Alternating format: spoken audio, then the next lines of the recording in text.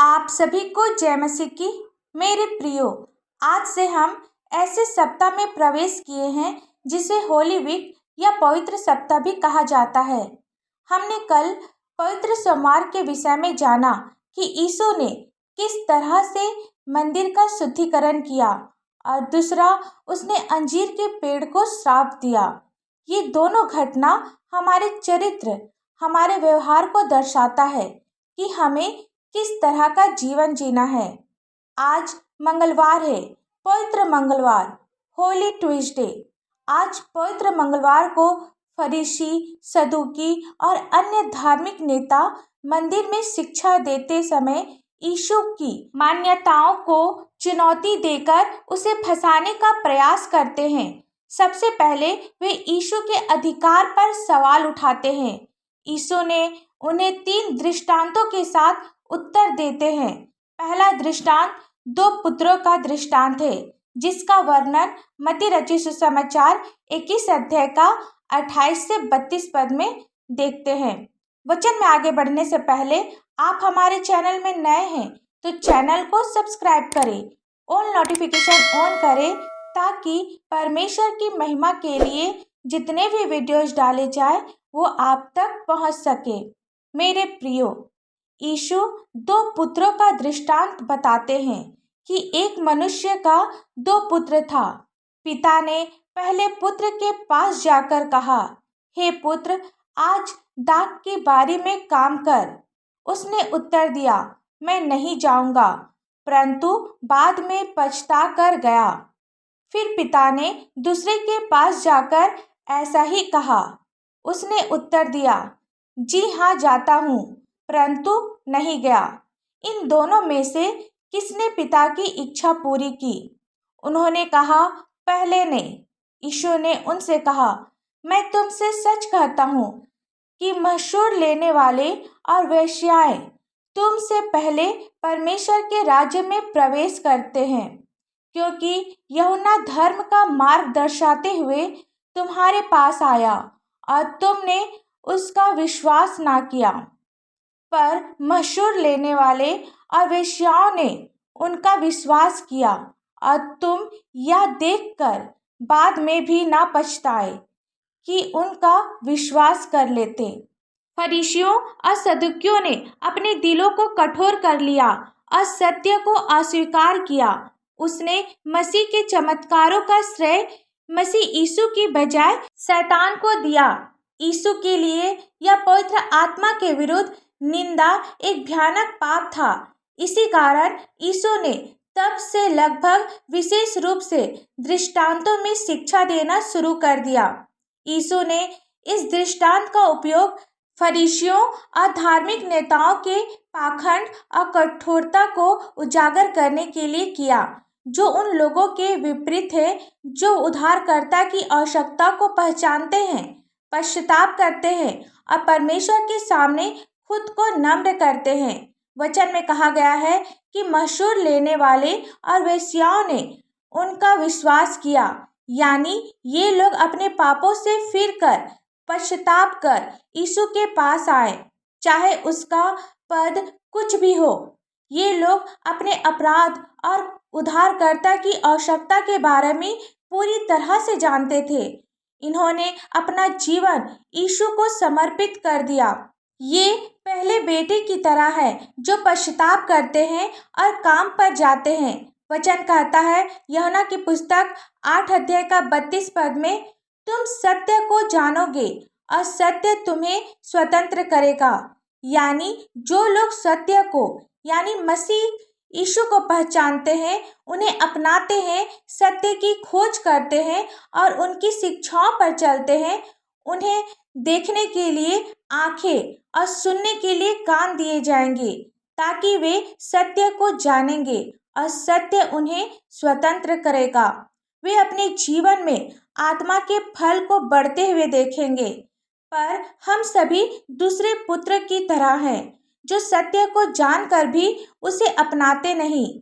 हमारा मन भी फरीसियों और सदूकियों की तरह कठोर है। हम सभी यीशु की आज्ञाओं को नहीं मानते और कहते हैं कि हम यीशु के बताए हुए मार्गों पर चलेंगे, पर नहीं चलते। ऐसे में हमारा परमेश्वर के राज्य में प्रवेश करना मुश्किल है। इसलिए हमें अपने पापों से पछताना है और यीशु पर विश्वास करना है, क्योंकि हमारा एकमात्र सत्य यीशु मसीह है जो हमें हमारे पापों से स्वतंत्र करता है। दूसरा दृष्टांत मत्ती रचित सुसमाचार 21 अध्याय का 33 पद में हम पाते हैं दुष्ट किसानों का दृष्टांत, जिसमें हम पाते हैं कि एक जमींदार ने दाख की बारी लगाई, उसके चारों ओर दीवार खड़ी की और बाड़ा बांधा, उसमें रस का कुंड खोदा और गुम्मट बनाया। यह दृष्टांत जमींदार को दाख की बारी बनाकर अपना और दूसरों का ख्याल रखते हुए दिखाता है। उसने दाख की बारी के चारों ओर बाड़ा लगाकर उसकी रक्षा की। जब फल का समय निकट आया तो उसने अपने दासों को उसका फल लाने के लिए किसानों के पास भेजा, पर किसानों ने उसके दासों को पकड़ के किसी को पीटा और किसी को मार डाला और किसी पर पथरवा किया। फिर उसने पहले से अधिक और दासों को भेजा और उन्होंने उनसे भी वैसा ही किया। अंत में उसने अपने पुत्र को उसके पास भेजा कि वे मेरे पुत्र का आदर करेंगे। परंतु किसानों ने पुत्र को देखकर आपस में कहा, या तो वारिस है, आओ इसे मार डाले और इसकी मीरास ले ले। अतः उन्होंने उसे पकड़ा और दाख की बारी से बाहर निकालकर मार डाला। यीशु उन लोगों से पूछते हैं जो उनके अधिकार पर सवाल उठा रहे थे, जब दाख की बारी का मालिक वापस आएगा तो उस किसानों के साथ क्या करेगा? उन्होंने जवाब दिया, वह उन बुरे लोगों को बुरी रीति से नष्ट करेगा और दाख की बारी का ठेका दूसरे किसानों को देगा जो समय पर उसे फल दिया करे। यीशु ने उनसे कहा, क्या तुमने कभी पवित्र शास्त्र में यह नहीं पढ़ा, जिस पत्थर को राजमिस्त्रियों ने निकम्मा ठहराया था वही कोने के सिरे का पत्थर हो गया। इसलिए मैं तुमसे कहता हूँ कि परमेश्वर का राज्य तुमसे ले लिया जाएगा और ऐसी जाति को जो उसका फल लाए दिया जाएगा। इस दृष्टांत का मतलब यह है कि हमें मौका मिला है। हम एक ऐसे स्थान पर हैं जहाँ हम उसे सुनते हैं, उसके लिए फल पैदा करते हैं, और जब यीशु हमें बुलाता है तो हम उसका जवाब देते हैं। मेरे प्रियो, हम सभी उस दाख की बारी के साथ कैसा कर रहे हैं जिसमें प्रभु ने हमें फल पैदा करने के लिए रखा है। यह सोचना आश्चर्यजनक है कि एक दिन परमेश्वर अपने पुत्र को एक बार फिर यह देखने के लिए भेजेगा कि हमने कैसा प्रदर्शन किया है। क्या हम सब कुछ सौंपने के लिए तैयार होंगे या उन लोगों के साथ खड़े होंगे जिन्होंने उसे अस्वीकार कर दिया? हमें मसीह के पास आना है, जो मंदिर का जीवित कोने का पत्थर है, जिसे लोगों ने अस्वीकार किया, परंतु परमेश्वर ने उसे बड़ी महिमा के लिए चुना है। तीसरा दृष्टांत विवाह भोज का दृष्टांत है, जिसका विवरण मत्ती रचित सुसमाचार 22 अध्याय का 1 से 14 पद में हम देखते हैं। स्वर्ग के राज्य की तुलना एक राजा से की जाती है जो अपने बेटे की विवाह भोज का आयोजन करता है। जब आमंत्रित लोग मना कर देते हैं और उसके सेवकों के साथ दुर्व्यवहार करते हैं तो राजा सभी को भोज कक्ष में आमंत्रित करता है। लेकिन जब एक अतिथि को उचित विवाह के वस्त्र के बिना पाया जाता है तो उसे यह चेतावनी देकर बाहर निकाल दिया जाता है कि बुलाए हुए तो बहुत थे, परंतु चुने हुए थोड़े हैं। इन तीनों दृष्टांतों में हमने देखा कि स्वर्ग के राज्य में प्रवेश करने के लिए क्या करना होगा।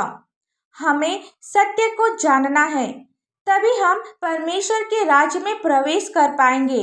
हमें परमेश्वर के सत्य को अस्वीकार नहीं करना है। जब न्याय का समय आएगा तब परमेश्वर सत्य के द्वारा हमारा न्याय करेगा। इस पवित्र सप्ताह के दिनों में हमें अपने आप को शुद्ध रखना है, हर बुराइयों से दूर रहना है और परमेश्वर के प्रेम को अपनाना है। इस सुंदर से वचन के लिए परमेश्वर को धन्यवाद। परमेश्वर का वचन आप सभी के पास पहुंचे और आशीष का कारण बने, इसके लिए आप हमारे इस चैनल को लाइक, शेयर और सब्सक्राइब करें। धन्यवाद।